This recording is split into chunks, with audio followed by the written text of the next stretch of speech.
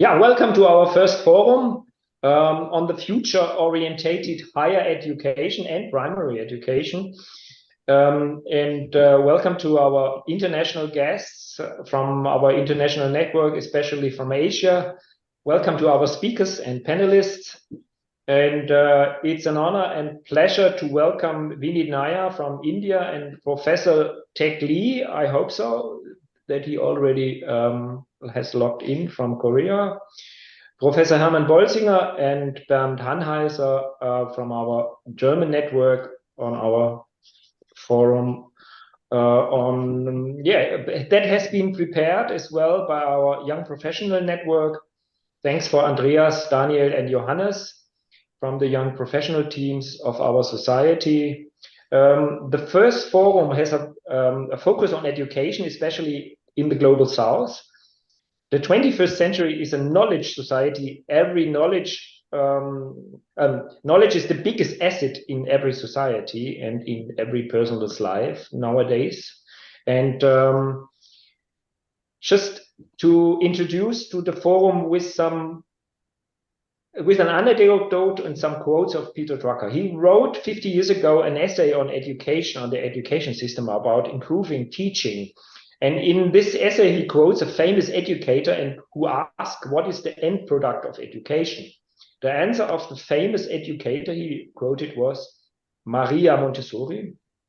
And she said, it's not teaching, it's, of course, learning. By the way, Peter Drucker and his link to those two keynotes of you, Vineet, and you, Harald, on primary education and higher education, how is it related and how important is to combine them? 𝐅𝐨𝐫𝐮𝐦, he was an aunt of Peter Drucker, was a founder of a formal social startup in Vienna, a social reformer. She was 𝐅𝐨𝐫𝐮𝐦, with a revolutionary school experiment, and she was a friend of Maria Montessori. And when Peter Drucker was 9 years old, his teacher called Fräulein Elsa, Miss Elsa, she focused not on weaknesses of childs, but on the strengths of the child. And a quote, I was taught work discipline and the knowledge of how to achieve performance through self-organization, quote from Peter Drucker in one of his books. However, Drucker abused this skill he has learned from Fräulein Elsa for years. A quote from Drucker, it allowed me to absolutely nothing for 9 months at grammar school and pursue my own interests instead. Then when my teacher said that I have to repeat the year, I would dig out Fräulein Elsa's workbooks, set my goals and organize my work. And I was finally in the top third of the class and in the last 3 months of the year, simply because I had worked intently and purposefully for a few weeks.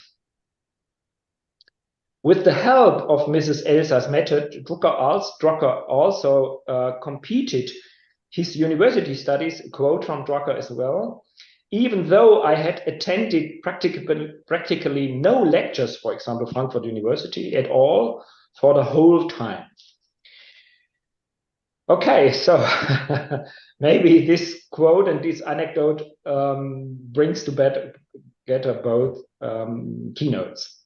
So I'd like to introduce you now to our first speaker. Vineet Nayar is together with his wife, Anupama Nayar, founder of the SamPark Foundation.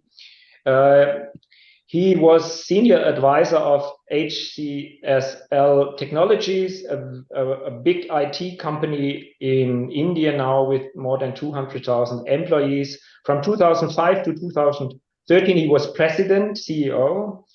And 2 awards, just to mention on Vineet Nayar's career. In 2010, the World Blue List awarded him and his company one of the most democratic workplaces in the world. And CeBIT Hannover in 2011 awarded him Leader in the Digital Age. So welcome, a very warm welcome to you, Vineet. It's great to have you here, and we are all looking forward to your keynote on your 𝐸𝐵𝐺 Foundation, on your social innovations. Thanks a lot for coming. Thank you so much. Good afternoon, good morning, and good evening, everybody, to all the listeners. And it's a rare opportunity to be able to speak to all of you from this platform. Peter Drucker obviously is a guru for all of us, me especially, and there is a lot which I'm going to talk about, and a lot which I have written about comes from learning, from reading what he has written so many years ago. And each one of his quotes and each one of his ideas resonate with what I have been thinking, doing, and articulating. My journey in technology, as was introduced, was with 𝐅𝐸𝐵𝐺 Technologies, where I was the CEO and vice chairman of a legacy company, which I led the transformation of that company from about $1 billion in market cap to about $20 billion in market cap now, or $25 billion in market cap now. And we led that through an idea called employees first, customers second, turning conventional management upside down. And I ended up writing a book with Harvard Business Press on the same subject. And the premise of employees first, customers second was that in the digital age, the core innovators are the employees, and they are the center of any change. And therefore, if you can enthuse, encourage, enable the employees, and that is the role which the management sees for itself, which is enthusing, encouraging, enabling the employees, you can increase the clock speed of the organization. And with the same product, the same services, and the same markets, you can outperform your competition. That was the premise of employees first, customers second, that was implemented in 𝐅𝐸𝐺 Technologies. We are in 32 countries with almost 200,000 people, and that led to a dramatic increase, a six-fold increase in revenues in about 5 years' time. Now, when you look at that employee first, customer second idea, it turns the conventional management upside down, predominantly because it says it's not customers, but it is the employee which make a difference. In 2013, my wife and I decided to quit whatever we were doing and try and see if we can apply some similar management principles to solve an unsolved problem in India. To give you a background, we have 144 million children in India who study in government schools. There are about 760,000 government schools in India, so you can understand the numbers are very large. The unfortunate truth about India is the India which you see is the tip of the iceberg, which is bright, young Indians which are in IT sector, pharma sector, financial services sector, and they are becoming CEOs all across the world. But when you go a layer down, you will find that a very large percentage of children in these government schools in grade 5 cannot read grade 2 text or cannot do simple addition in grade 5. And therefore, while the top education in India is performing extremely well, the rural India and the urban India government schools are not performing well. And we have a very large number of children who are being left behind with each passing day. The government of India for the last 70 years has doubled, tripled, increased the investment in education tenfold. However, the learning outcomes, which are measured every 3 years, has only shown a negative trend. That means the learning outcome is only coming down. And there are multiple reasons for that. Primary reasons are infrastructure is not available, lack of interest of parents, lack of quality teachers working in rural India, and the fact that there are too many schools and too many, the ability to manage all this is very, very large. So therefore, I would say this is a story of two Indias. India number one, which I was part of in 𝐅𝐸𝐺 Technologies, where you have very bright people coming from largely private schools. And the second India, which is being left behind predominantly because our education systems are failing us. So the question we asked ourselves about a decade ago is, how can we apply design thinking? How can we apply frugal innovation? and how can we turn conventional management upside down to see if we can make a difference at a very large scale. So for this experiment to succeed, it was important that it is implementable in large scale size. It is very frugal because we do not have that kind of resources. Me and my wife committed $100 million of our investment to try and make that change, and $100 million is a very small amount when you look at the number of schools and number of children we have to deal with. So once we started thinking on those lines and saying, okay, what are the constraints which we are dealing with? The constraints are that the teachers are not interested, infrastructure is poor, administration is not interested, and most of the people have given up the hope that the education system in India can be turned around.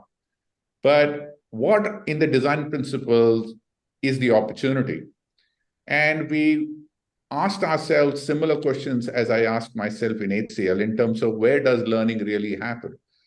We said the learning happens in the classroom. The second question was, who delivers this learning? The answer is that learning is delivered by the teachers in the classroom. And the third is, if the teachers are delivering the learning, what can organizations like us do? And the answer, like employee first, was teachers first, that we have to find ways of enthusing, encouraging, enabling the teachers to deliver the magic. Now, that was from a principle point of view, that teacher should be the center of innovation, should be the center of change if we want to execute this at large scale. However, the question was, how do you do it? And in any innovation, whether it is in private sector innovation or it is in social sector change innovation, ideas come from what I call unrelated field. When I was traveling into villages and looking at the state of affairs of the school, which was very disappointing, one thing stood out for me. On Saturday evening, all the villagers will come together, pick up 2 bamboos and start projecting a Bollywood film on the screen, and everybody will forget about sickness, hunger, all the issues which they have, and even the mosquitoes are biting them, but they have what I call an immersive experience with that Bollywood movie, and they forget about their miseries and have, go into Switzerland or go into Stuttgart or wherever the movie takes them, and they have this immersive experience. So the first question we asked is, can we bring that Bollywood immersive experience into the classroom? The second inspiration actually came from Mary Poppins. When, I was showing that movie to my children, Mary Poppins had a very profound impact on my children. Forget about the movie, but it had a very profound impact where they could emotively connect with Mary Poppins. And, so they used to play Mary Poppins games with themselves. So can I bring Mary Poppins equivalent to the classroom? And the third was very interesting. The mobile revolution in India was exploding. As you may be aware, India is the second largest mobile consumer in the world, second to US, and I think in the next 2-3 years, it will become bigger than US.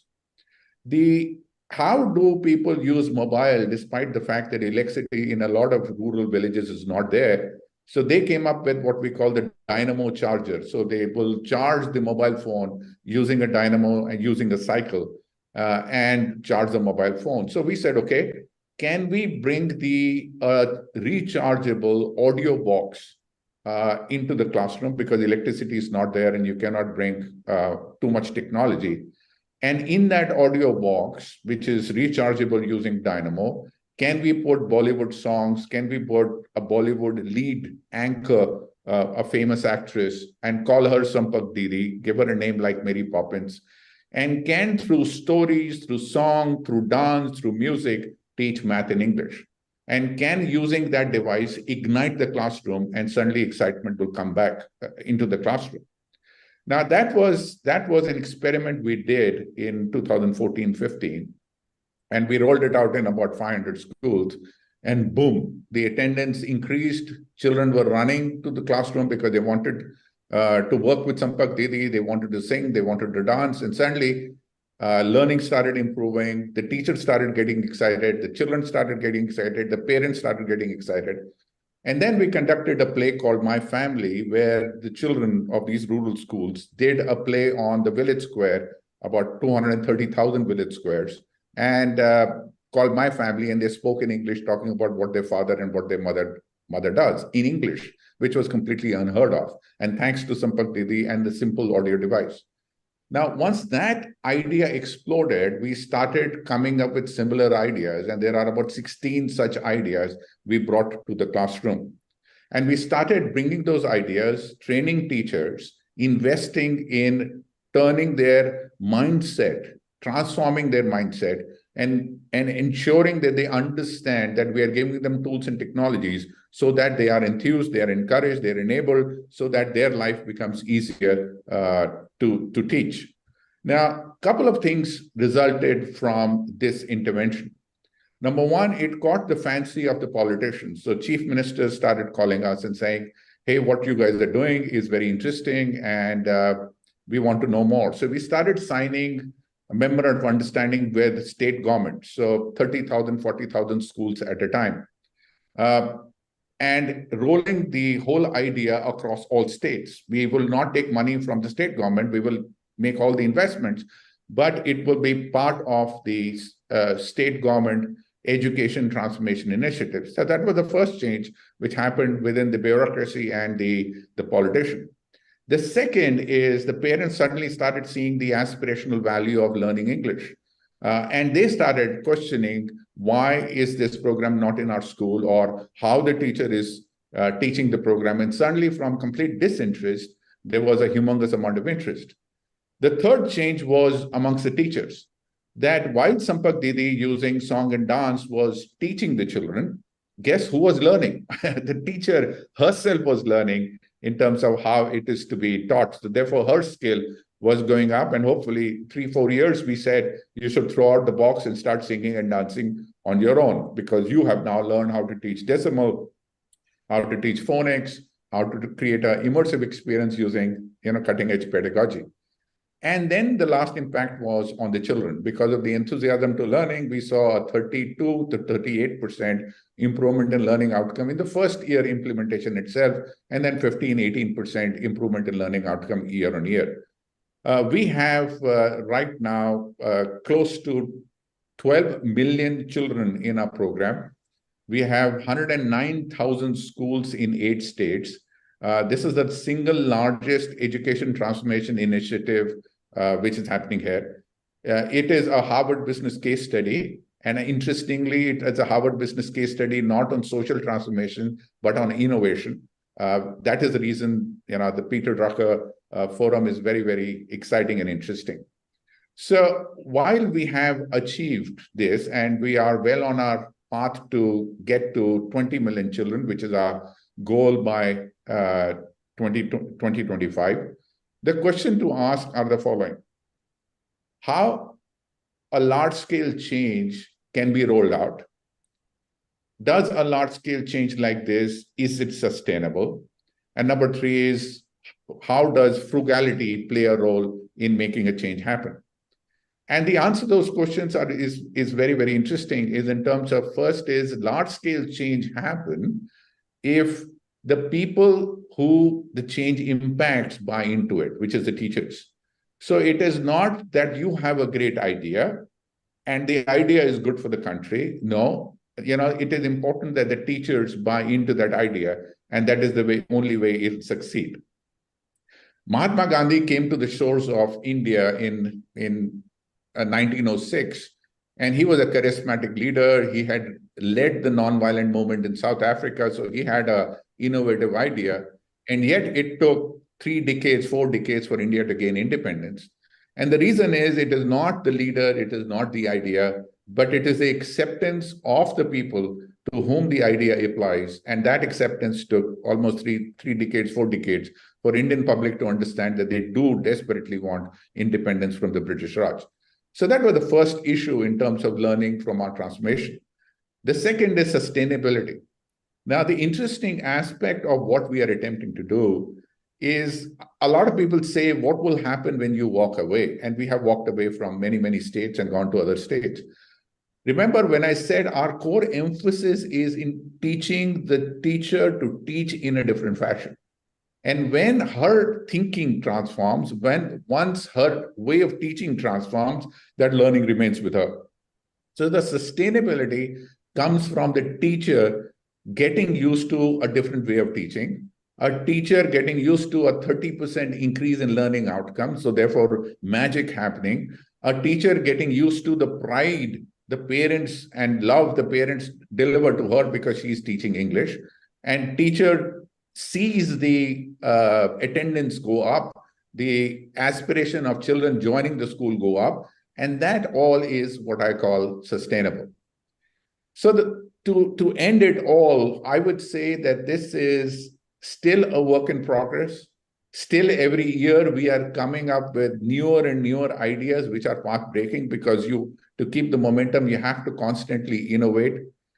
And I truly believe that we do need, like Peter Drucker has written volumes of chapters on how to transform largely for-profit organizations.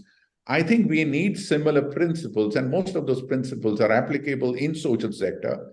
And social sector needs transformation, not because you feel for it or you think about it or your heart says it, but because you have an architecture to transform, you have a thought to transform, you have a design thinking to transform, you have an innovation model to transform. That is the only way the transformation will happen.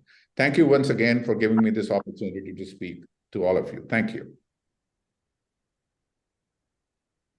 Thank you, Vineet. It's a great pleasure and honor to discuss now with you, because your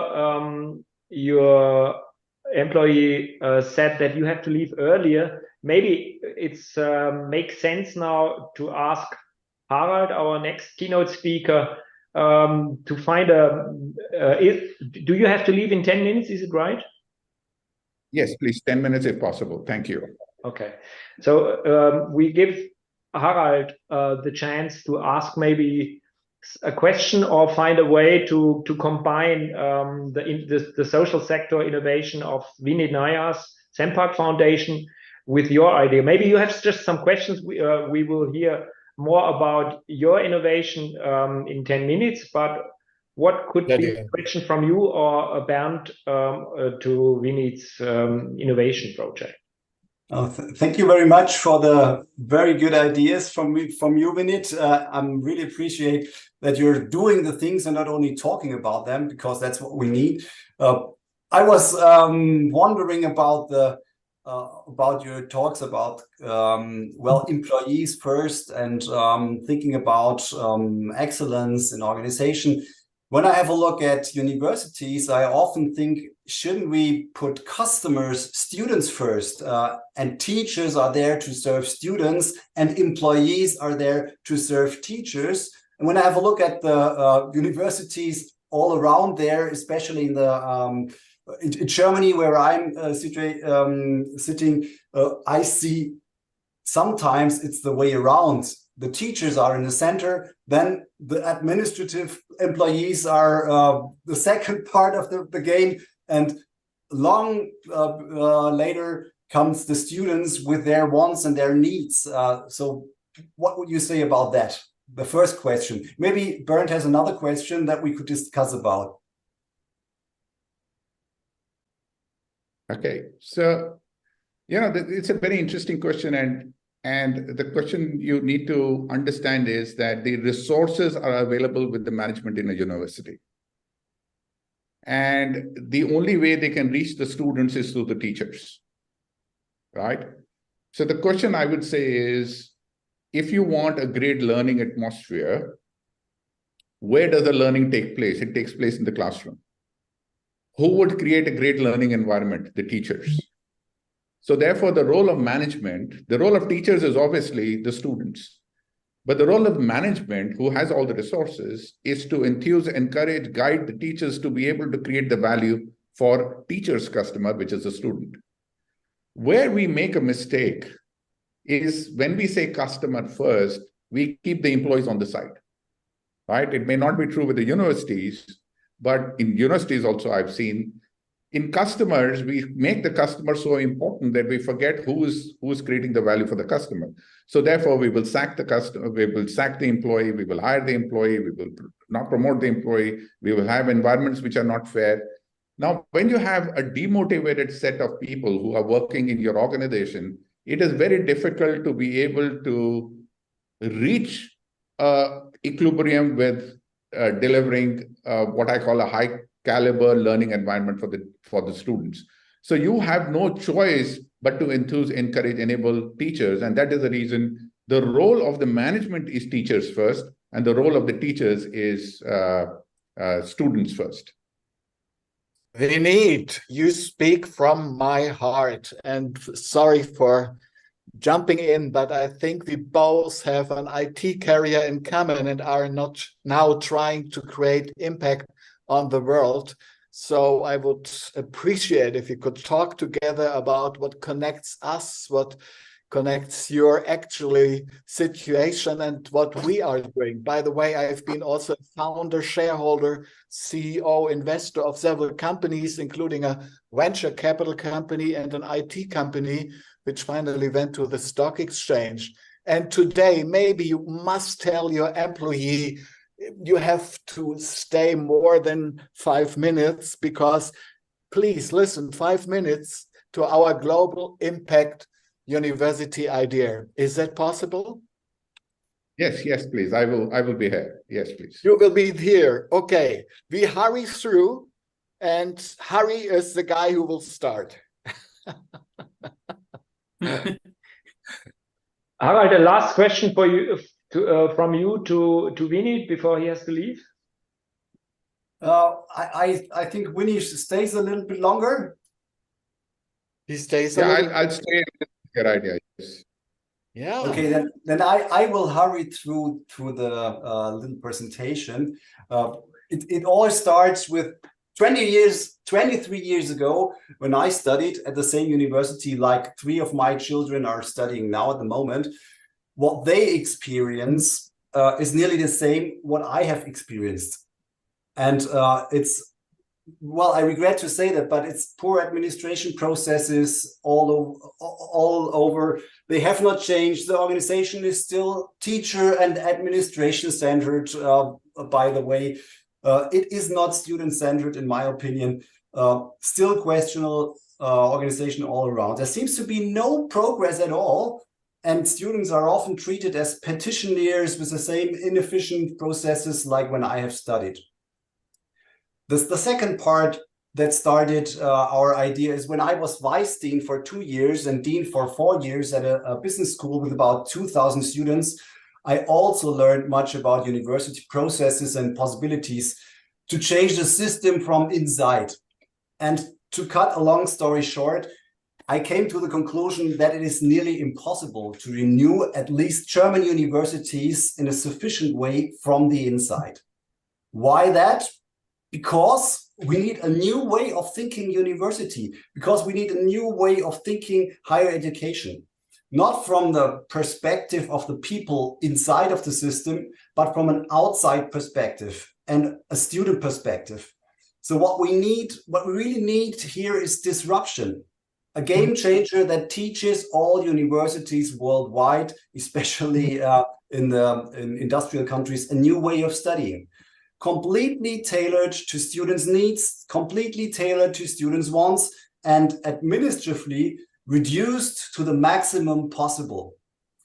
When we have a look at our international students here in the higher income countries, who are they? When you have a look at the profile, normally it's the rich of the poor that come here for their MBAs. Is that what we really need? Well, I would say no. What we really need is now blissruption. We really need the bliss for us to change and to realize that frugality that Vineet talked about, and to be a blessing, especially for the global South, when we disrupt this higher education institution sector. And when we have a look at the thing that really is needed now, look at the share of the population with tertiary education. You see it with one view, it's a real problem. The global South is undereducated in the tertiary education sector. And this means that they are not possible to enter all those decision points of the world, of the globe, to shape the world in a sufficient way. So what we really need here is an inclusive, all around the world, active university for everyone. We don't need those tailored universities that are here for a few rich people in rich countries. We really need an inclusive university for everyone. And that's what we dream about. We want to break down all existing barriers, social barriers, technological barriers, you talked about them, Vineet, economical barriers, and even linguistic barriers. And that's how we want to bridge gaps. We want to bridge gaps, creating changes for everyone everywhere to study in a state-of-the-art university with state-of-the-art technology, because now we are in times where technology is far enough to make this happen, what we dream about. You know, talent is distributed equally, chances are not, and this is our entrance point where we want to change. We want to have affordable higher education for everyone, all online, mobile first, not the intensive data driven stuff. We need mobile first online universities with learning content that is practice oriented, accredited in Europe or United States, personalized, cooperative, gamified, all the stuff that Vineet already does. But we need to build an ecosystem of lifelong learning, not only about teachers and students. We need mentors outside of the game. We need investors, we need tutors, we need peers, we need organizations. We need a highly scalable network and innovation hubs, and that is all learner-centric. So this is the point when we have that, when we build that, based on a software platform that is possible now with the technology, artificial intelligence, blockchain, virtuality that we have to build together, then we are able to make a global impact. And this means education for everyone in a higher way that makes this vision possible. And this is the point where we need people like Bernd, for example. Bernd is an entrepreneur. He teaches with me together at university, but at first he's an entrepreneur and he thinks outside of the box. I still have to think inside of the box because I'm working in a university. So Bernd, please tell us, what are your viewpoints, how we can make this happen? Vineet, yeah, thank you, Harald. So good to see you. For almost 4 years, we have been working on our dream and of a digital place that creates digital synergies, connects people with similar interests online, just mobile, facilitates collaboration and learning to create a great product which enables young people to study and get a degree. Good. And the idea, it is almost too good to be true. You get your degree, Vineet, for €100. Nothing else, nothing more. So universities are communities of thinking, reflection, and innovation. And there are so many smart minds working with different perspectives and knowledge treasures. And recently, interesting what happened, I met an entrepreneur from Morocco. And he told me that when he was traveling by car through Morocco and he drove past a school, a lot of children came out of the school, a lot of children. And I thought he said, they all have no future. And recently we already spoke with a board member of Nelson Mandela Foundation, and one of the CEOs told us that the sad truth that universities in Africa, for example, are falling to educate students for the labor market. So, can I please let me interrupt you? Sorry for that, Bernd. Vineet asked to leave us 5 minutes ago, so maybe we can, before it has to be interruptly, sorry, we can go further with your statement, Bernd and Harald. So thanks so much for being with us, Vineet. And I think both initiatives, both social innovations from you and Global Impact University, in your case, you already showed how it's possible to change, to make the world a better place in India, and to reach more than 10 million students and children in your country. And it makes hope for the 21st century, a knowledge society, a knowledge century. Please, well, let's stay in contact. And thank you so much for your efforts, for you and your wife, for your SamPark Foundation. It's amazing. You produce wonders, really. Thank you. Thank you so much. Thank you. Thank you so much for joining us, and have a good day. And you switch to your next meeting. Thank you. Bye, Vineet. Sorry, Bernd, but he asked us to leave us for another meeting. He has. I understand. No problem. So maybe before you continue, I couldn't have a chance to introduce Harald, you, and Professor Lee.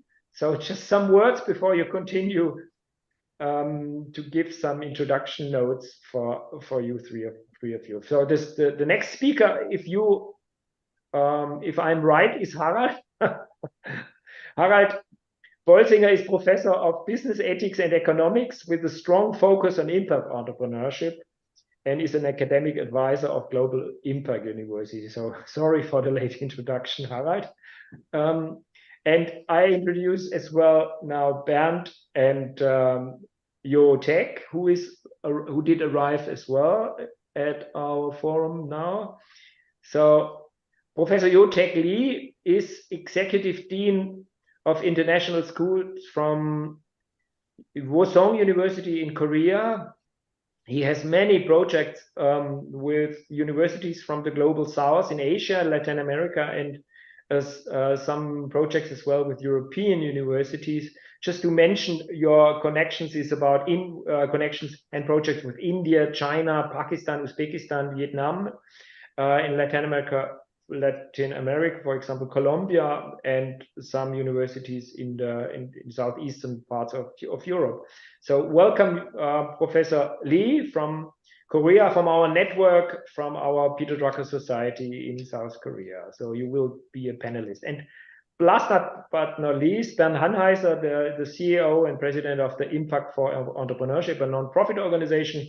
Together with Harald, you are presenting the Global Impact University. So how can we, because of the late remark from Vineet that he has to leave earlier, I just got the information 5 minutes before we started with our forum. Sorry about that. I didn't know it. I just saw the email a couple minutes before 12. How can we go further? Harald, will you continue, or you, Bernd, with your remark where I interrupted you to say goodbye to Vineet Nayar? It's your turn. No problem. No problem. We can go on with the introduction of our idea. Well, I talked about that. We really have a dream. We really have a dream about an inclusive university for everyone that is globally active, that breaks down all existing barriers for studying, for having a bachelor at least as an entrance point for the higher educated world.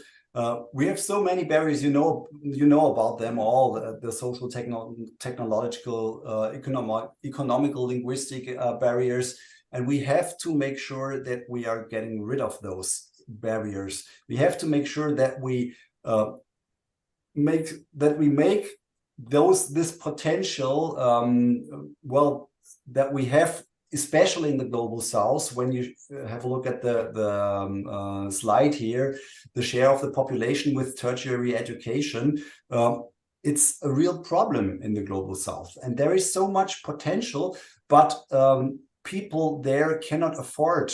And when they could afford, then there are not enough universities around. It's a real, a big problem that we have here. And that's why we really need this affordable higher education for everyone.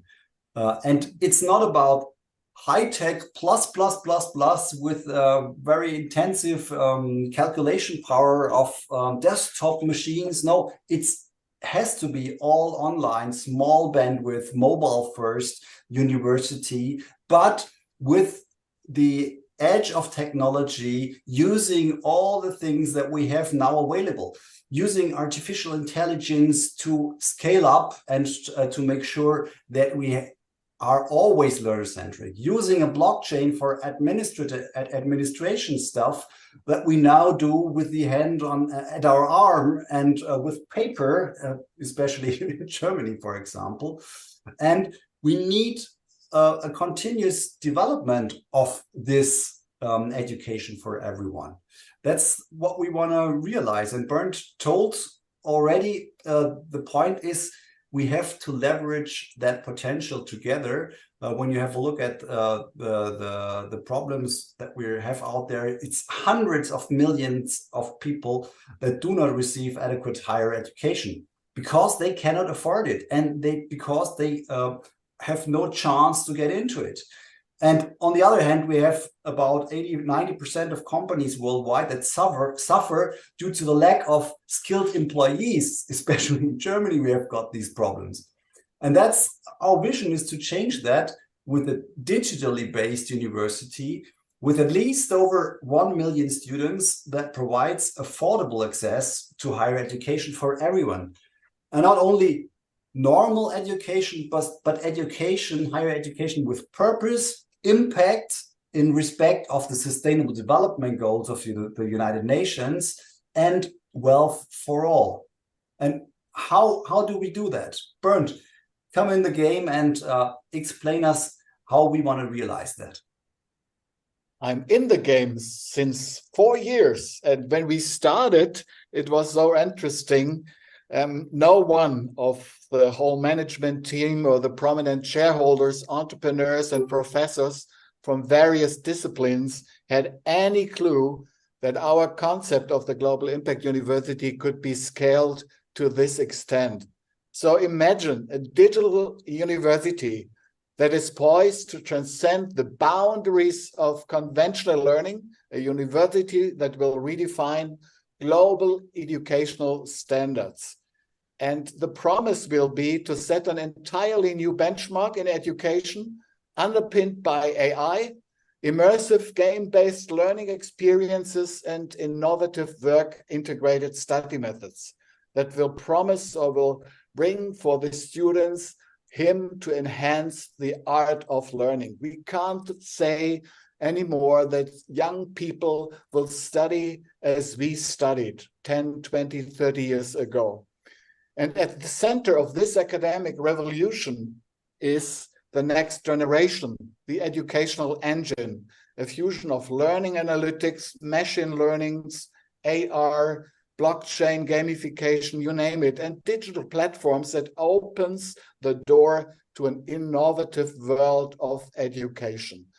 So what we will offer will be various study programs and adequate skills. And as Harald already mentioned, our mentors also support the students in founding a company.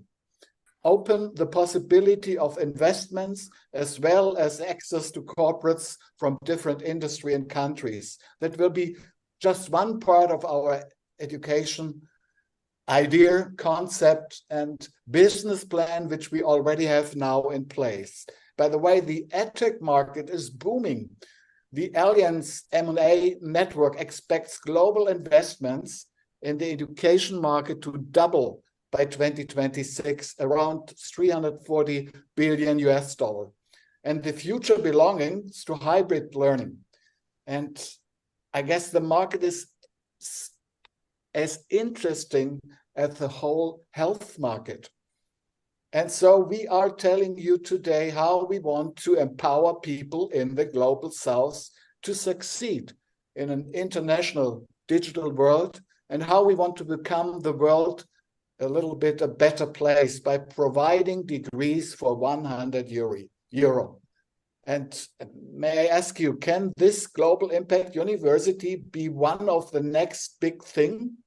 Can it be an online university out like the United States and China, which will bring hope to millions of young people who are living at the bottom of the pyramid? Yeah, the digital geo will not only set new standards in the global education system in terms of technology and transformation of society. Moreover, it will be embedded in a scalable ecosystem. We already mentioned it, and it's so important that there will be investors, accelerators, who give students a first-hand access to knowledge, experience, and capital. And as an entrepreneur who has been involved in founding startups, investments for more than 2 decades, we as the university will provide the possibility for the students that they can start their own businesses and generate sustainable profits and make the world a better place. Mahatma Gandhi, also our friend, mentioned him. He once said, if you want to achieve a change, you have to lead by example. You must be the change and you must to see in the world and live as if you are, die tomorrow and learn as you were to live forever.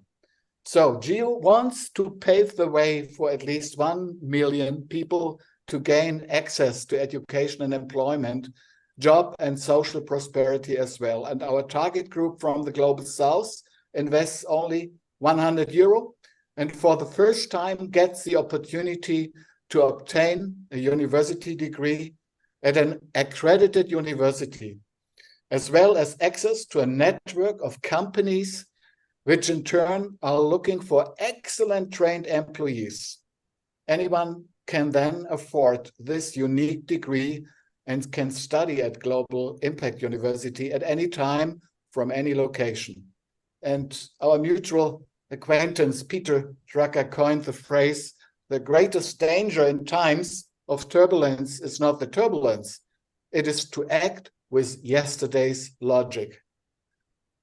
We cordially invite selected enablers as well as supporters who want to make a difference together in this international education initiative based on the values of the SDGs to generate together with us impact and profit together to make this ecosystem successful for the Global South. And that, by the way, is the link to the first words that I started with. It's the words why we need to disrupt. Why are we thinking about the Global South first?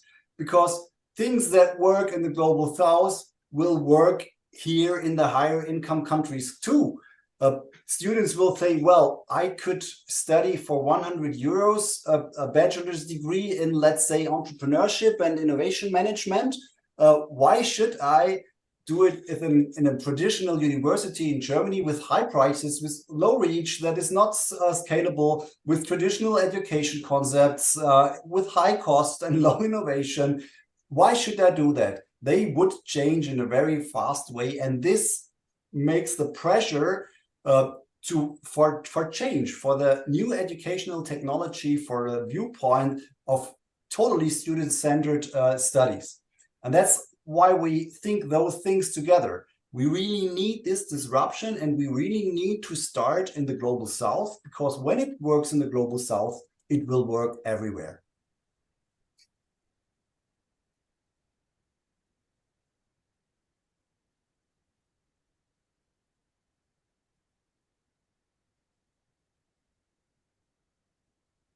So, Winfried, and dear listeners and dear participants, any questions? We can go on for 3.5 hours, but we don't think so that you will like it. Yeah, we want to discuss with you. That's the point. That what do you think about these ideas? How can we make them happen? We have a plan, but maybe you have got some ideas that help to make it happen in an even better way than we think. Do we need that at all? Or can we stay with the status quo? Maybe I would like to take your question and to introduce our fourth panelist, Professor Lee, Yo-Tech Lee, as well to join us, and then we will start with questions from our guests and from the audience. Yeah, thanks so much, Harald and Bernd, for your amazing introduction to this social innovation idea, to start with the global South higher education and then learn from it to make a revolution even in the OECD or emerging countries. But before we do it together with you, with the guests, and we should include some words and a brief statement from Professor Lee, who is looking from the eastern part of Asia to you have many experiences. We talked with each other with our colleague Moon Kok-Yoon, who has been part of our forums 2 times as well, and our network from South Korea, which is a very strong network, not only among the Peter Drucker societies, but also between our democratic states. We have a similar history, South Korea and Germany, so we have a lot of similarities and similar ways of. But anyway, you have a different perspective on education, and you learned in your projects from Africa, from Latin America. Do you think there is a chance for Harald and Bernd's social innovation idea to spread over the world from your perspective? Give us a brief statement before we start to discuss it with our guests.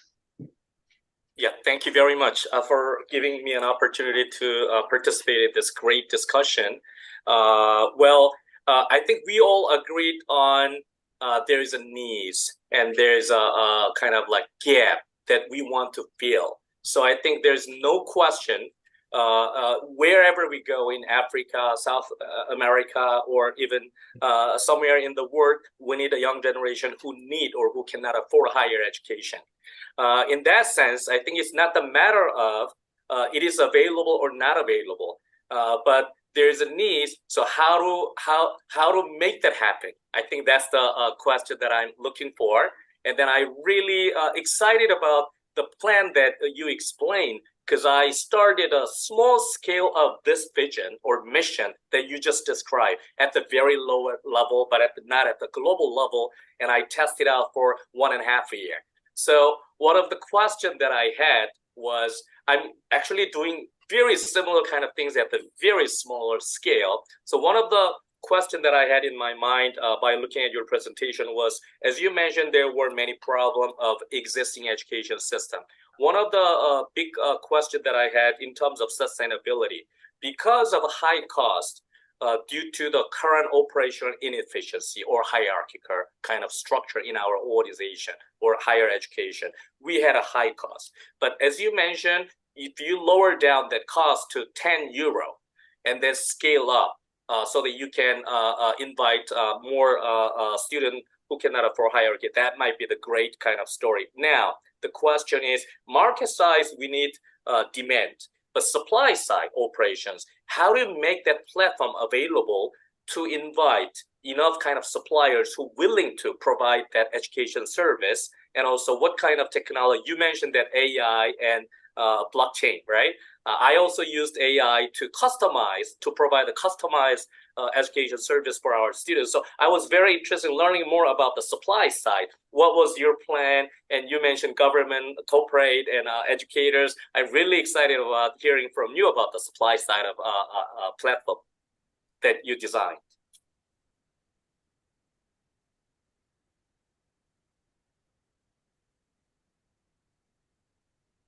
Winfried, can we directly discuss? Is that okay for you? Please. I thought, yes, you just do it directly, please. Yeah, it's brilliant. A brilliant question. Thank you very much for that, because it's one of the main questions that we have to give answers to. And the thing is, we are we live in very, very nice times, because now We see the technology explode and going in a very fast way to realize the viewpoints that we have.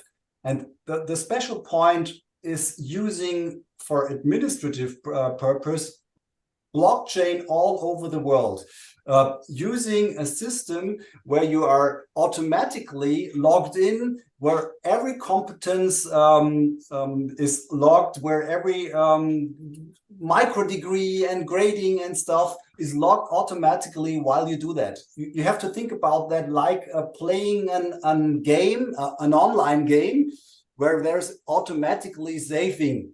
This is what we really need. Juristical, safe, automatical saving of the competences that are acquired in the process of learning. And there's no need for people sitting behind that blockchain and printing out transcripts of records and signed by professors and presidents and so on. We don't have that. We have the technology. We don't have the product. Nobody really programmed that. But that's what we need. And when we have that, we could license that. We could use it with other universities. But it's not about making a business model out of this single puzzle piece. We need that for students, for lowering costs, that we make this 100 euro game available. Maybe it's even lower when we have economies of scale in a right way. This is the first point. And to do that, we already have to think about a totally new way of producing teaching content. We think in gamification in that way that we really have games, immersive stuff like Vineet talked about, that our students really love to go through that stuff and they are playing with it. And when they played through it, then they get an automatic feedback. Hey, well, you've got 1% of your bachelor's degree already. Would you like to go on? And so on and so on. And it's not about the professor thinking, well, I've got 2 hours with my students. Now I'm giving this competence to them and this knowledge. No, we really have to think a completely new way. So this is the point how we bring into the game the blockchain idea, the gamification idea, and especially the artificial intelligence thing. You use that already. We need to have this in a very developed way, and it's developing at the moment.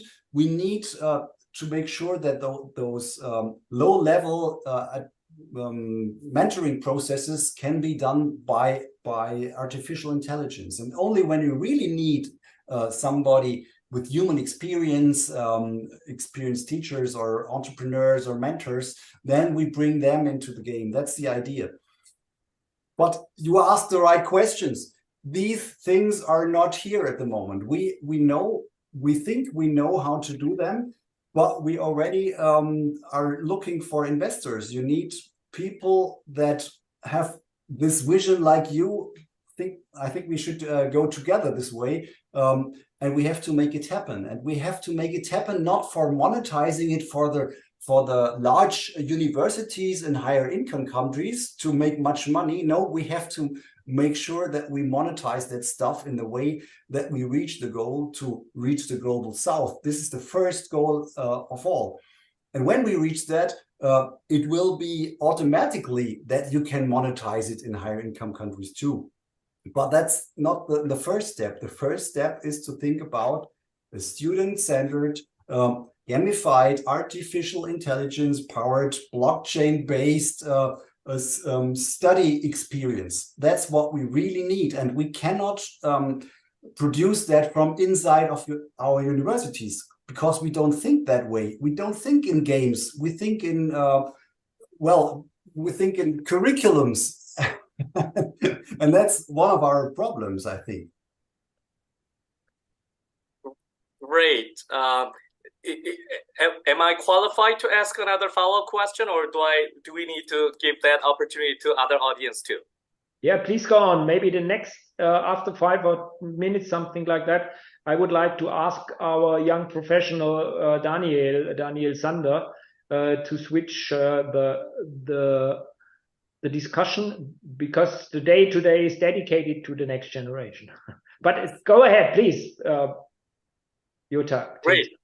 Thank you so much. Answering to my question from the supply side. Now I understand all the fancy technology that you're planning to utilize in providing the education service. Now, one of the limited experience that I had using those AI supported and gamification, even by using Metaverse Campus to a Global South audience. One of the difficulty was different level of technology infrastructure. For example, heavyweight or heavyweight or lightweight kind of Metaverse Campus. If I use heavyweight Metaverse Campus, some of the Global South audience may not even install or have enough kind of traffic bandwidth that they can run the program in a proper speed that we wish to run. So now I would like to switch to my question to the buyer side or customer side. Do you have plan to adjust or make our audience or your customer can access to your high-tech based kind of platform? Yeah, I can answer again if you want, Bernd, but you can come in because the thing is, these are the right questions. We all also thought about, well, high level would be heavy client and massive computing power that is needed there, and virtual reality and and so on and so on and so on. But that's not the infrastructure that we have. We really need to have a very low bandwidth stuff that makes possible that you have the change in your hand. It's just about a low-level mobile phone that we have. That's what we have, and we have to think asynchronous. And to be honest, I was on many fairs here in Germany with high technology and always asking those people, hey, how could we use your technology for this idea?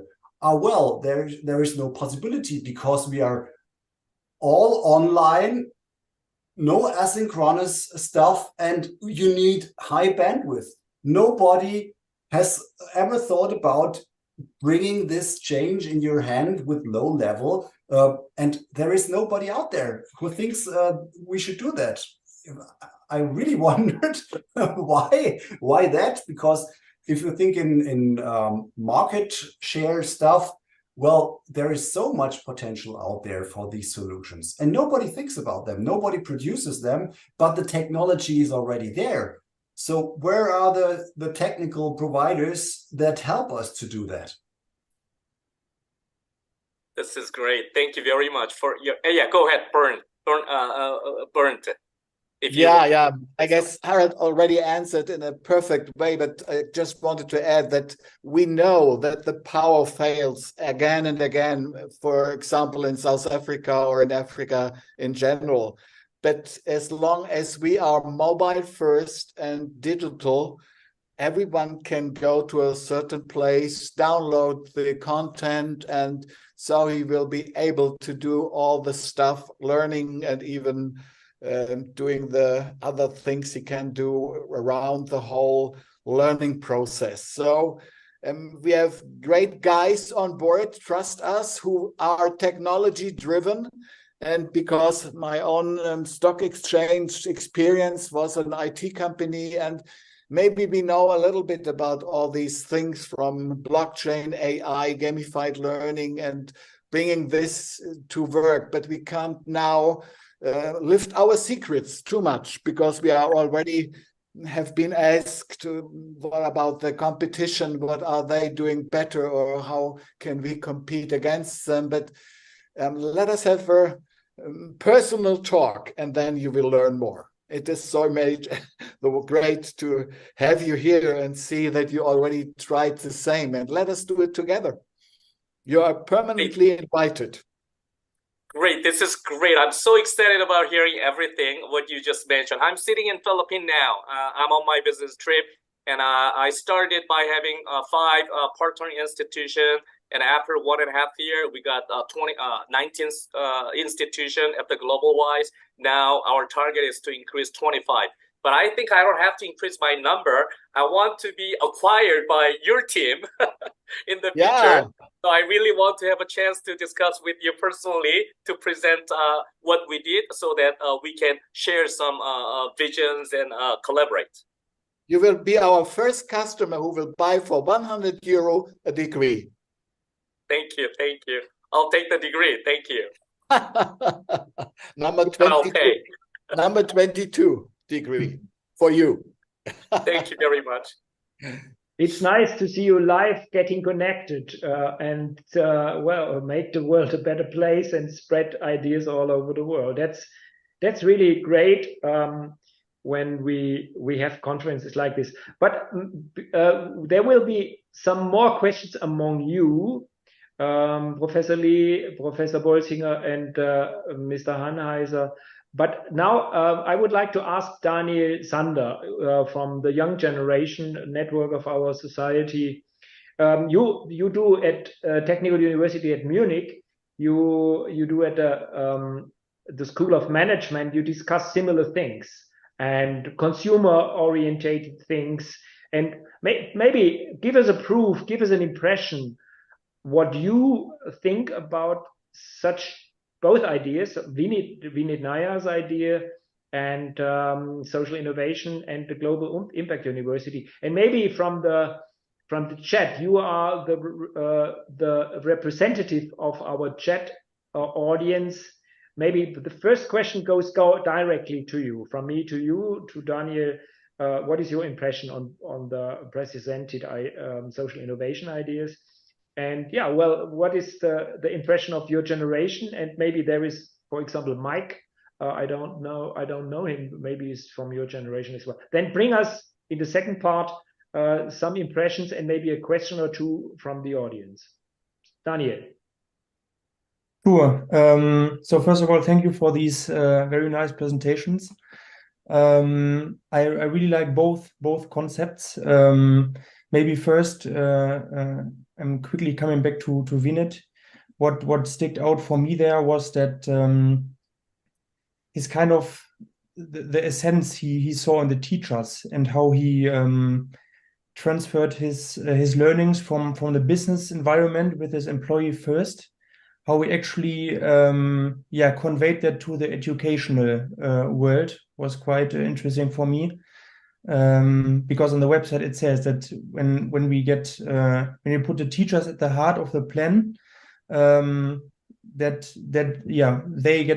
they get encouraged, then they will kind of make sure that the children create the better learning outcomes, and also if they make sure that the children get excited about learning, it said nothing will stop them from getting to where they want to go, irrespective of all the constraints they might face on their way. So that was quite interesting for me, because we were talking a lot about these constraints now to education and to the barriers, which is definitely crucial, especially for these lower income families or households. So that's why, I think the Global Impact University is very important, because it looks at that aspect. And I really see the focus of technology here, and also in artificial intelligence to make that happen. You also have the slide where you show this overview of the app for the users. That was interesting. I was curious. Maybe I've also one thing I had in mind here. So with the technology approach, you try to shrink down the barriers to education and make sure that these barriers are lower. And maybe one question from my side to Bernd, Hanheiser, and Harald Bolsinger would be how you see and make the connection to Vineet, maybe to combine both, how you would see the role of the teacher as a physical teacher, yeah, because Vineet also like emphasized that he has been inspired in his younger age by the impulses from the teachers in the past. So maybe this is something I just didn't see, and I was not aware of it. But that's something that you do not emphasize right now in this Impact University. Is that correct? The focus is on the technology is the teacher here. Is that right? No. Oh no, Daniel. Yeah, thank you for the question. Great question. And because we had only 20 minutes, and our presentation will take long and more time, but the teacher is in the middle of the whole, so to speak, education system. His didactics and core are very important. Even we are planning that we will have an AI tutor.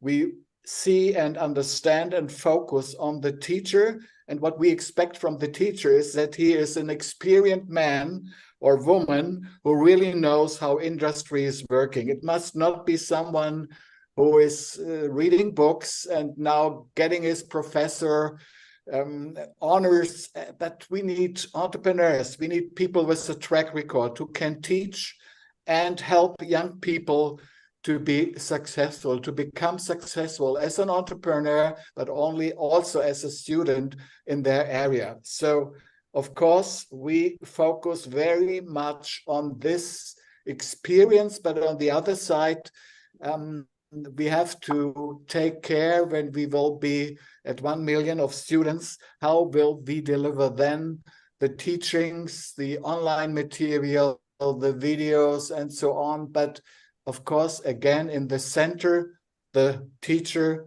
the people who will present the gamified content, they are very much important. Yeah, and we have to add, it has to start totally technology driven.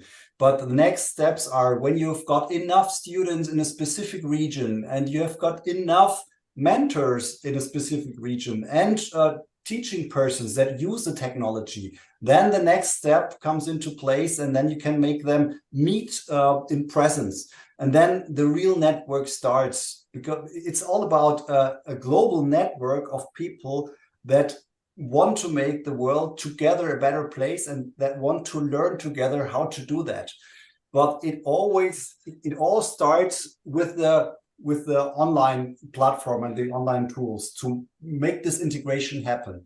The other way around, it wouldn't work, because it would be just too expensive. You have to have the rooms, the buildings, the whatever, you have to pay staff and so on and so on.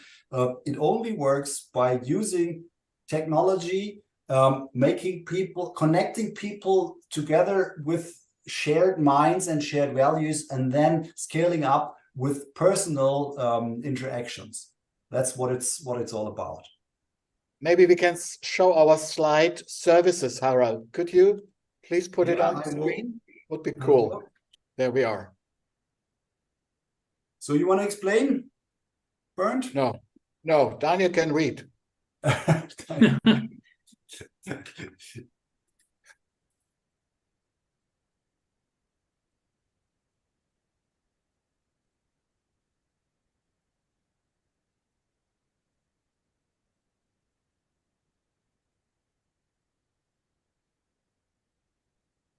Whoever wants to work with us together on this point, just drop us an email and you'll get the slides, of course. And even more than the slides, you get our friendship, because we need we need to be together to realize that you don't need people on board that they're only thinking about money. We need people that share the vision. We have to make sure that everyone out there is able to get a higher education, because that will make the world a better place, that will create wealth for everyone. Within the next 1 or 2 weeks, we will make it possible to see the video and as well to put your slides on our website. So that will be in. Maybe I found one question, for example, we had is what the difference would be to other very successful, already existing mobile universities. Maybe the two of you want to elaborate on that? Of course, yeah. Maybe we can show again our competition slide. We are prepared for every question you will ask, Daniel. So again, you have to read. That's your fault.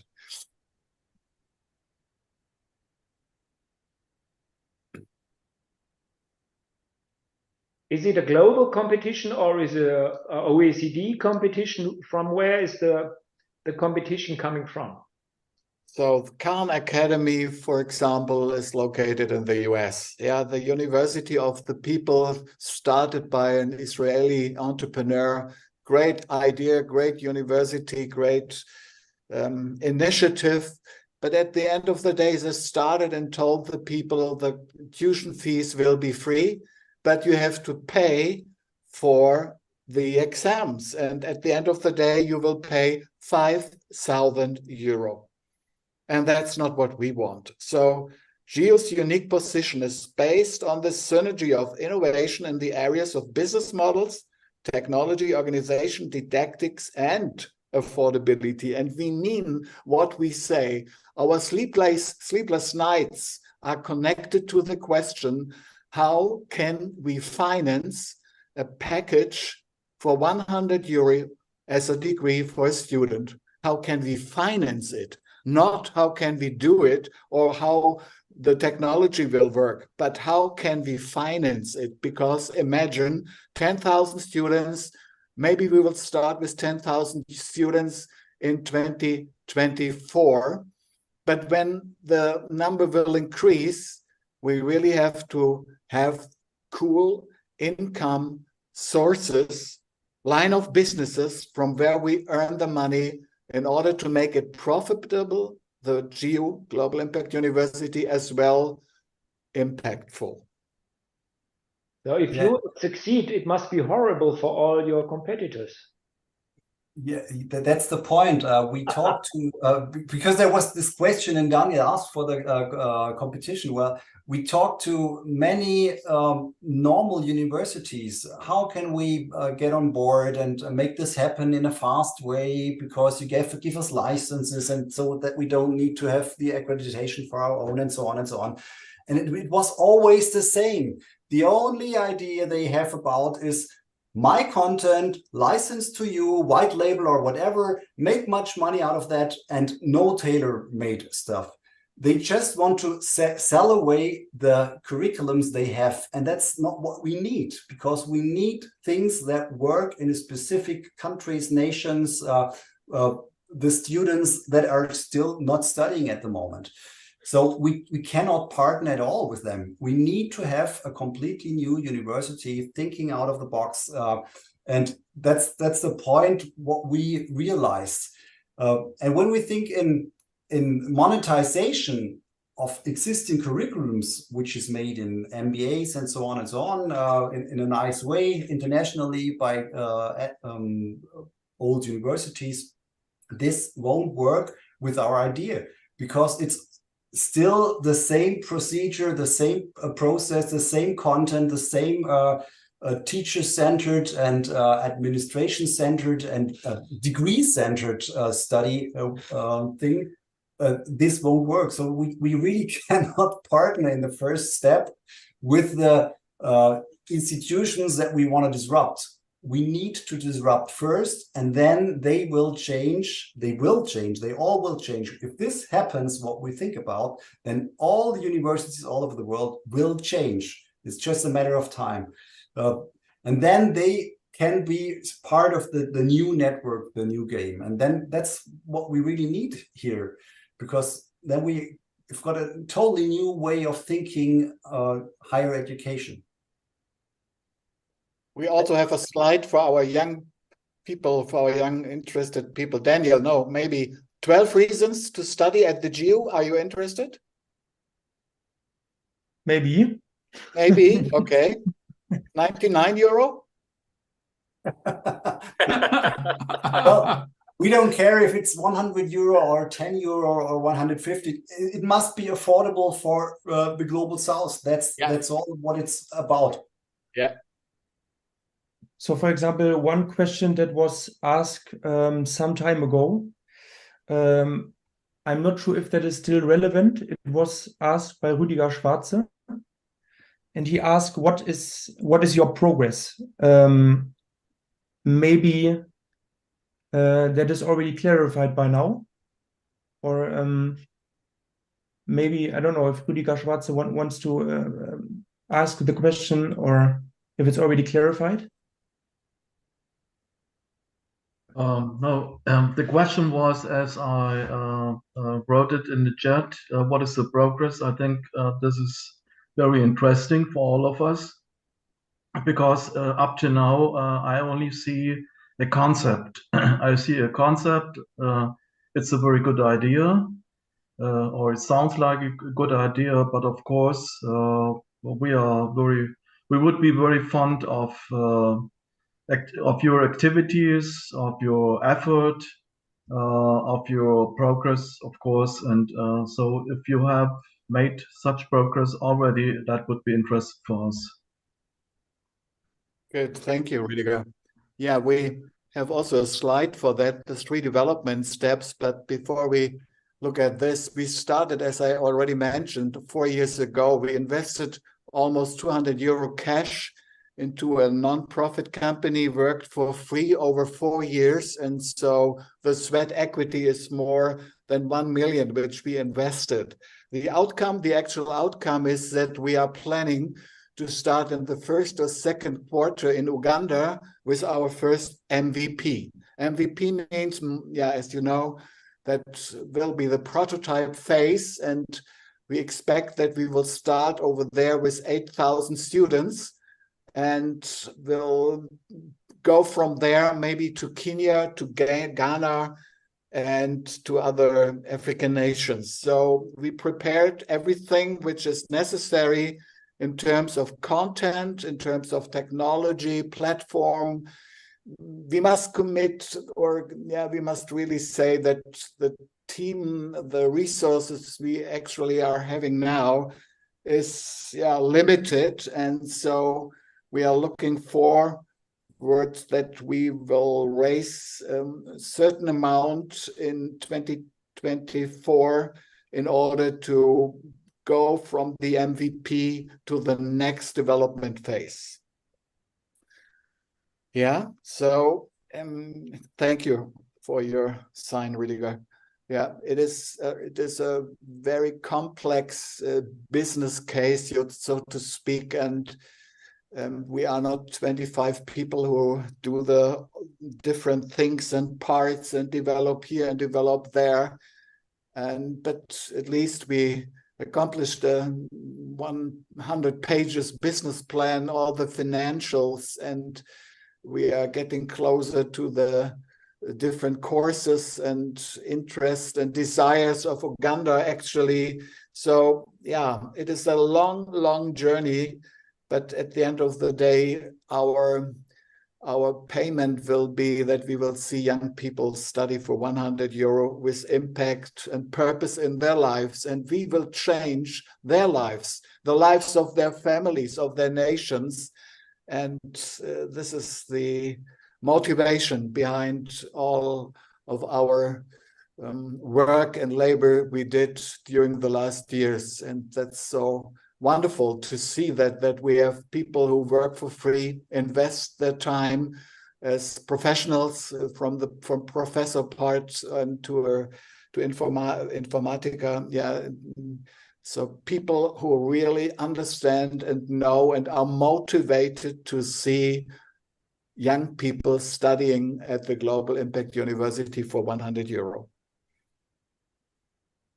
Thanks a lot for the answer. Maybe I have before we have a next question from our guests, again, Professor Lee and Daniel. Daniel, you have experience as well with Korea. You have been there as a student and an exchange program.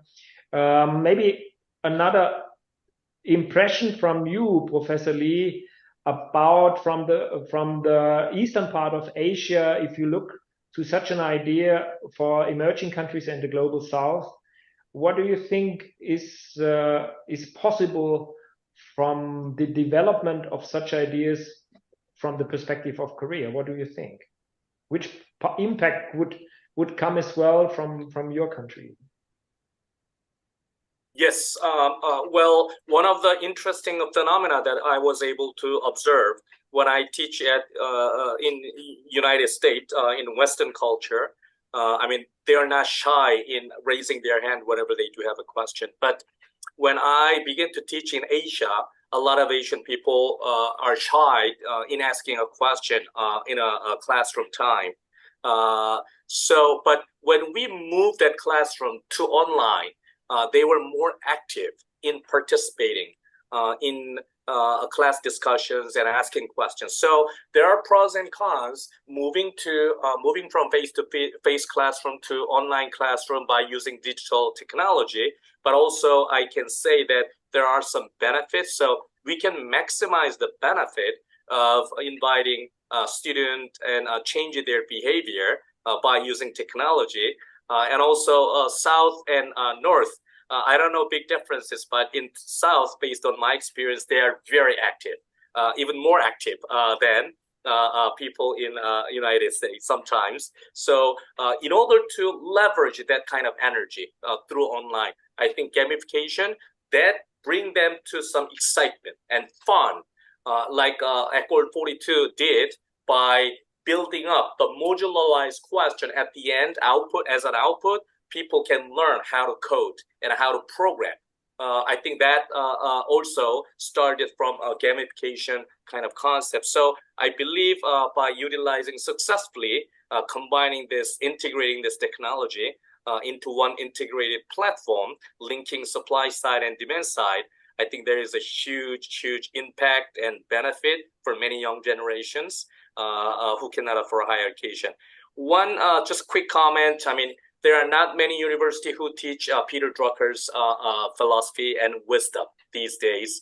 I mean, young generation, they even don't know his name. So since this is a Peter Drucker-Society led kind of discussion, well, I begin to teach Peter Drucker's insight through the online class, and the response was good. I mean, at the beginning, they didn't even know who he is, but as they move on, they are doing research and doing some Googling about him, and then they get to know the value of his insight and wisdom. And a couple of weeks ago, Drucker, Sushil Drucker, who's the daughter of Drucker, visited Korea and attended our conference and listened to my presentation. And she was really excited of having that class for global students. So I hope your Global Impact University also can offer some Drucker's insight or wisdom-based kind of courses, so the young generation gets some or share that similar level of insight too. Just as a quick comment, yeah. Thanks a lot, Professor Lee. Maybe one more question relating to what you said and to your experiences in Asia. Maybe you can give a specific answer on the resonance of the Global Impact University. For example, you're connected with India, with Pakistan, with Vietnam, for example. If you think about one of those countries where you are working with them and Asia, most of us here in this audience here, we are not that experienced like you. Give us a feedback on the resonance on such a Global Impact University. We heard the examples of Africa, as Bernd mentioned. How about such a social innovation, such an education innovation in Asia, in South Asia? What is your impression? Right. Thank you for asking that question. Maybe you might know better than I do, but in some of the developing economy, I mean, it is easy to say that there are demand, but there is no group of demand, which means that they are all scattered around. As a result, either we need to work with a local, regional kind of big institution or government organization or NGOs, the collaborative partners, so that they can collect the local demand into one group or market, so that we can reach out to the group. Otherwise, it might be very difficult to reach out to scattered around kind of a demand because of the unbalanced kind of social network and infrastructure.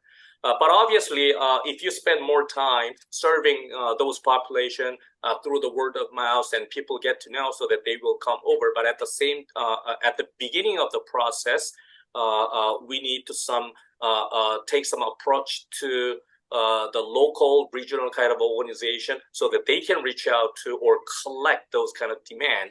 In Asia, especially, it was very true. That's why we decided to develop a consortium-based or partner-based kind of platform, so that partner university can be a hub of collecting those local demand, so that they can also take care of local level of social responsibility by collecting the local demand. As a global organization, we invite local hub type of institution, so that they can reach out. If they cannot reach out, our central reach out kind of system will reach out by contacting other local regional institutions. So that was my just limited experience. But your business model is much bigger, and then your investment level and the portfolio of stakeholders or startup entrepreneurs might be a bigger kind of scope. So I hope, and I'm pretty sure that you will reach out to the local demand. But that was my limited experience. Collecting the local demand, that was the kind of challenging part two. Thank you, Professor Lee. I hand over to Daniel. There is a question from our guests. You can moderate. Not recently, but also some time ago, by Professor Dr. Hartmut Feucht. So first of all, he was also saying if there are, or mentioning that there are a lot of competitors. I think we talked about that and have seen the slide again. And then he also asked, somehow the application process is lean. I don't know if he wants to add something about that, or if Bernd and Harald want to elaborate on that more. Thank you very much. I will take the chance to, it's not only a discussion between four persons, because this idea is so great and so innovative.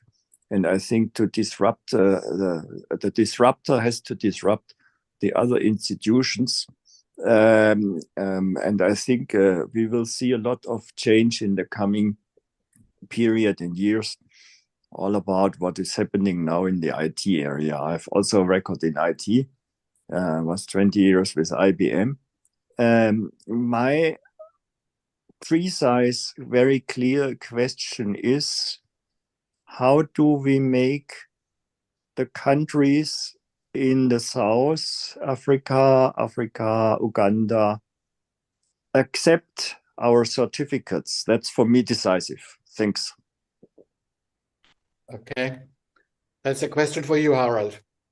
Yeah, it's pretty easy. Well, we are located here in high reputation countries, in university stuff with intensive accreditation processes. And when we start with a university, or let's say a higher education institute that becomes a university, because that's the way we have to go, then we have to start in Europe or in the United States. These are the two largest markets that are really accepted all over the world. So we need to start with an institution that becomes university that is located anywhere in Europe or anywhere in the United States. We have to start with accredited courses with bachelor's degrees, and this is the first step we have to go. And that's the reason why we also need the normal professors on board to manage that, because this will be the first step. And when we have this accreditation and you study a bachelor's degree online, and you get a bachelor's degree that is, let's say, from anywhere of Europe, then all the other nations will have to accept that, because they accept all the bachelor's degrees of all the other universities of Europe too. So there's no question the Bologna process is an excellent thing here. So that's the way to go. We cannot do it by having a third-class institution in a country that is not that has no reputation in the world. So we are just doomed to start here. Maybe we could start in Japan too, if that would be possible. But when we thought about the processes that we have to go to become an accredited online higher education institute, well, it's pretty costly and time consuming to do that in specific nations. But at the moment we found one solution that looks very good that we could start with. But I don't want to tell much about that. If you understand why. But maybe I can add something. I was very impressed about your experience, colleague Lee, with the interaction phase.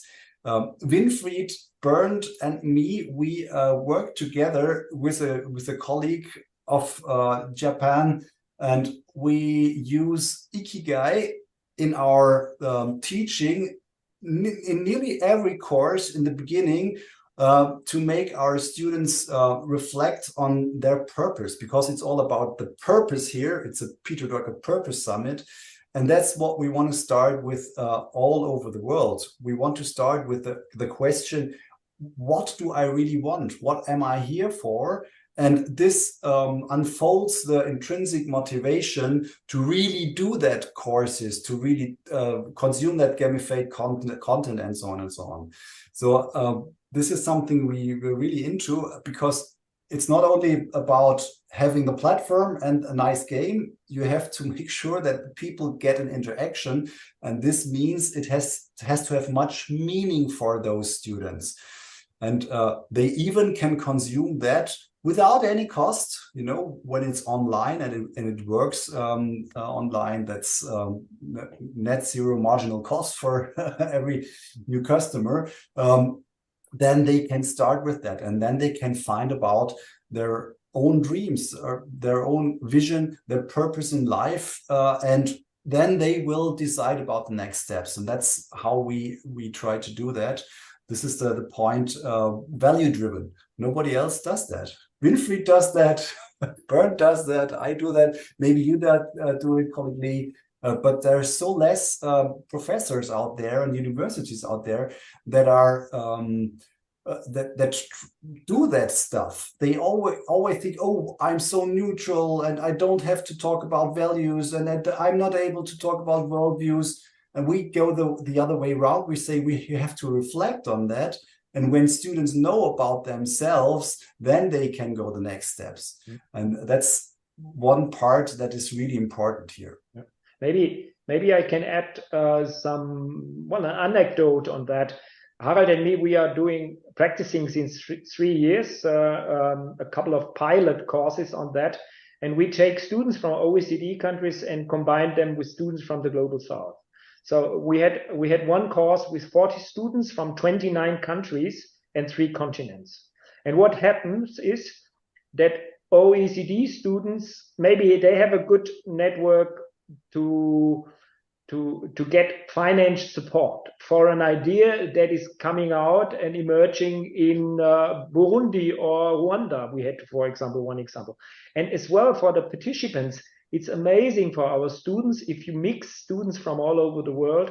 We had one student, she is a refugee from South Sudan, and it took her 2.5 hours to go from a refugee camp to a place where she can have access to the internet to join our course. So it was a cooperation with the UNHCR. So she was in a program for students from refugee camp of the UNHCR. And this is an example how such students and are absolutely happy to join, well, a course based on living in a refugee camp of 500,000 people in South Sudan, being a student of that background, and to mix the experiences, all of them, in a group of students from rich countries like Germany, for example, or we had Japanese and Chinese students as well. So it's a unique selling proposition of all of such kind of ideas like the Global Impact University Harald and Bernd are presenting us. There is a huge possibility, a mission and vision for the next step of university and higher education. So it's not only that we can, the first step, as you mentioned, Harald and Bernd, is that the success from your social innovation comes from the global south. But it's also, if we integrate just a couple of students from the OECD and the emerging countries into such a bachelor's degree, it's one of very little possibilities to mix students from all over the world, from very different. And we had, for example, at our Drucker-Society 4 or 5 years ago, together a project with Bosch Technology, Bosch company. And what they do a lot of entrepreneurship and workshops on entrepreneurship and innovation for a couple of hundred projects, where you have steps of accelerating where the best projects survive in a competition of a couple of hundred projects within Bosch. And what they do is as well mix Bosch people from all over the world and find innovations, sometimes innovations that don't come from the OECD countries, from the center of Bosch in Stuttgart, but come from Africa. And they develop sometimes new products for the Bosch technology, R&D, coming from workshops from Bosch people, employees from all over the world, in such small projects like social innovation. But not social innovation, it's technical and social innovation. Just one example I remember, it was in the rural parts of the Sahel zone. It's not easy to get enough wood to make a fire and to have hot water for a tea or whatever. And Bosch, together with the people from Mali, I don't remember which country it has been, from the Sahel zone, they developed a project with simple solar technology to make hot water in the late afternoon, and to have with thermo bottles to have hot water in the morning. So this is a Bosch technology now being developed, and it's coming from workshop, incubation, and acceleration social innovation groups of students. That's an example, just an anecdote, what Harald told about our work. And it's a practical example we did since a couple of years, and it's one of the best seminars I ever did in my career. So to see people, how they grow, to see people, how they learn from each other, to see people from all over the world, the problems they didn't know that they exist, and the possible solutions that is emerging from groups like this. So there is a huge selling proposition of the Global Impact University. Winfried, I'm very happy that you share this, because we have to add also, it wouldn't have been possible to include these students in a normal way. We tricked, we had some tricks, and we just included them without the normal way, because we thought we have to do that. And this is one of those examples. We have the Sustainable Development Goal, quality education for everyone. Nobody must be left behind, but there are so many students are left behind that cannot afford. This course would cost 1,500 euro. One course taught by Winfried and me together. They could never afford to get in such a course. But we need those courses, we need those teaching content, we need this thing to qualify them for realizing their purpose, their vision. This student situated there, developed an excellent project, and this project is now in realization. This is an outcome. It's not just a grading like we have in thousands of students in Germany that will never think about, well, I will realize that stuff. They're just trying to produce papers that nobody really needs. And there are so many other people that are asking, hey, Winfried, hey, Harald, hey, Bernd, hey, Professor Lee, how can you help me to realize this thing to make the world a better place? And that's what we really need to change. So I'm very happy about that. I will provide a link about this course in a few minutes. Thanks, Harald. Is there a question from our guests directly, please? There's only one left, from Martin Suchon. I hope I pronounced it correctly. What is in for Germany? We saw the plan that the market entry is in Africa and India and Asia, and we already touched on the role of Europe. But maybe do you want to give an outlook for the next years for how it is positioned in Germany or could be positioned in the German education system? What is in it for Germany and Europe? Sorry if we're talking in German. That's the simple question. You said the German or the European universities are not really very, let me say, responsive to the idea. So, but what's in it for German students, for the German society, for the German culture, for the German education system? Thanks. Very complex question, but thank you for the question, Martin. And first of all, we are creating jobs, or don't we? We will create these jobs in Germany and in Europe. We will be accredited in Europe. Again, to the question from Professor Feucht, I hope we answered your question, Professor Feucht. So we are creating jobs in Germany, and it is also possible for students out of Europe to study at the Global Impact University, but our primary focus is still on the Global South. So there's a little contradiction which we have to solve, and it is not totally solved, but at the end of the day, we calculate more than 500 new jobs in Germany, which will be accomplished through the Global Impact University in the first 5 years. Can I add there something? What is in for the education system, Harald? What would you say in Germany? They can learn from us, can they? They will learn from us, and it's not only about what is in for Germany. The thing is, we have to get rid of thinking about what is in for me as a single nation. All those challenges that we have now, even all those wars that are out there, we only can go together when we get into thinking of global community, and you learn that in a global impact university. It's not the thoughts, oh, well, what is in there for the German economy? Because there are my borders. No, it's how can we create wealth together? And it's good to create wealth in the global south. When we help to create wealth there, we will have less refugees, we will have less migration. We will start building something together, building up together. And I think that we have to change the question in this way. What is in the game for us together when we cooperate and when we put those students together, when we make sure that they think in that way from the beginning on? They start with themselves. They start with their purpose. They get to know other students all over the world that are asking the same questions, and they've got other answers than they themselves.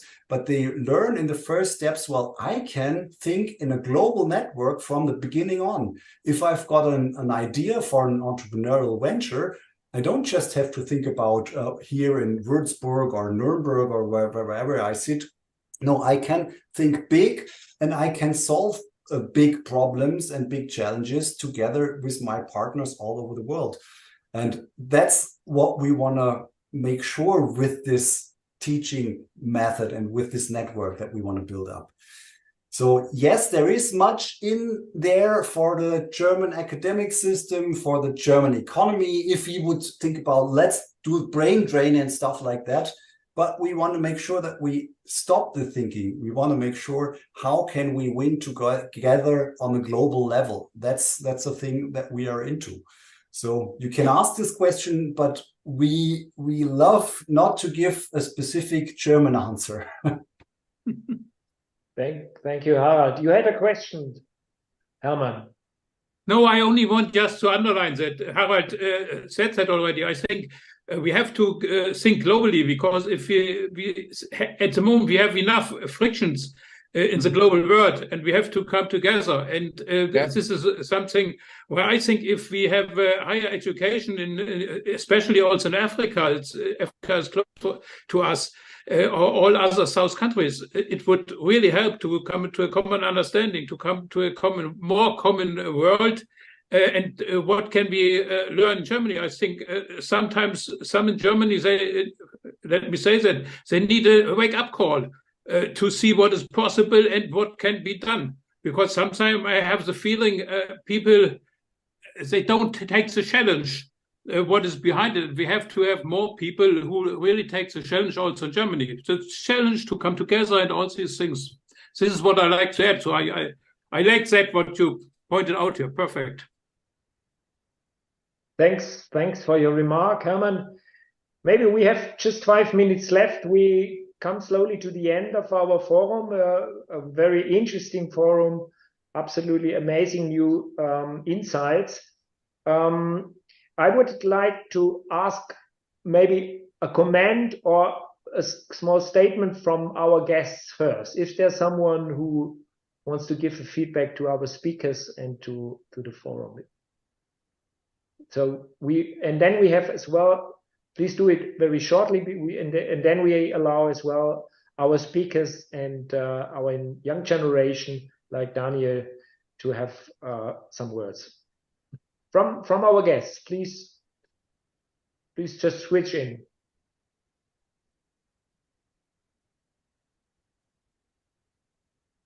What did you learn? What was impressive? What is new from learning from this forum? No, do you hear me? Wolfgang Stahl speaking. Yes. I think this platform is essential. It's the most important tool, so I call it tool, to get together and have different professions or intelligent people from diverse areas. And what's important is that the leaders of the political parties, that they want this. First time I heard the ministry spoke, had no time, but it's important for the parties that they push these topics. The high schools can do it alone. It's okay. It's one possibility. But if you have the topic of education, and that's I think it's a political aspect. Thank you very much, Wolfgang Stahl. Is someone else has a comment from our guests? Then thanks again for Hartmut Feucht and Rüdiger Schwarze who discussed with us. And now I would like to ask Professor Lee, what did you take from this forum? Well, I really appreciated all the presenters' idea and the level of participation from Germany and at the global level. Mr. Vineet, although he left early, but he actually not just shared with us with the plan, but he actually executed the plan and with some evidence. So it was really impressive. And also the second presenters or team, innovative team, Global Impact University team, I really appreciate your scale of vision and trying to reach out to young generations who cannot afford higher education. From my perspective, because we are getting into, or we are in the middle of fourth industrial revolution, those who can get on the wagon of digital transformation can grow super linearly, but the others will, although they grow, it will grow linearly. We all know that because of the network effect and synergy of the digital transformation. So the gap in the future, I think it will be bigger and bigger. As we have today, unbalanced wealth distribution and food distribution and water issues, all this kind of issues, the gap will be bigger and bigger. As a result, the collaboration at the global level will be more and more important. So I'm so glad that there are so many entrepreneurs or entrepreneur approach leaders who are planning to make that innovation. And I really support all of your idea. And if there's any room or need, I will be supportive, and I want to put my hand so that you can make your plan realize in the near future. I really appreciate all of your idea and also participants who support that idea. Thank you very much for giving me this great opportunity. Thank you very much. Thank you so much, Professor Lee, for your statement and your contribution. And many regards to our friends and the Drucker network in South Korea. Thank you so much. Okay, Harald and Bernd, your last words. Well, I'm just thankful for so many encouraging people around us thinking in the right direction. Well, just let's realize it. That's what I want to say. Yeah, and I want to cordially invite everyone who wants to participate in this venture for the Global South to generate impact and profit together. And let us start this ecosystem successfully for the Global South. And we need your help and your investments, your ideas, your resources, whatever you can contribute. But you are really cordially invited. Please send me an email, and we will get in touch with you. And again, thank you very much, Winfried, for this opportunity to being here with you together. And I would love to say that also Peter would be proud if he could be here today, and he would feel very much at home among all the nice speakers. Thank you. Thank you. Thank you so much, Bernd and Harald. So the last word before Hermann tells a little bit about Forum 2 this afternoon. The last word for this forum is from Daniel Sander. Please, what your comment? The young generation, the young professional network from our society. Yeah, all I can say for now is that this was also really interesting for me. Thanks for all the impulses, especially for me, who's still at the end stage now of the tertiary education, and who is at an entrepreneurial university. So that is mostly linked to the business environment. So it was very encouraging also to hear the entrepreneurship in the education. Haven't dealt with that so much in the past. Education is something that I see as set, and it's so interesting that still can be like totally switched around. So I'm really excited how this turns out in the future in these different continents and countries. Thanks, Daniel. Thanks a lot. And thanks as well. He's not anymore. He's in the next meeting to Vineet, Nayar. Thanks for our friends from Asia, from India, from Korea to join us. It's really wonderful to discuss this two very extremely innovative projects and startups and the foundation, the SamPark Foundation. So we are finishing now this first forum. Thanks a lot for all. Thanks for the guests to discuss with us.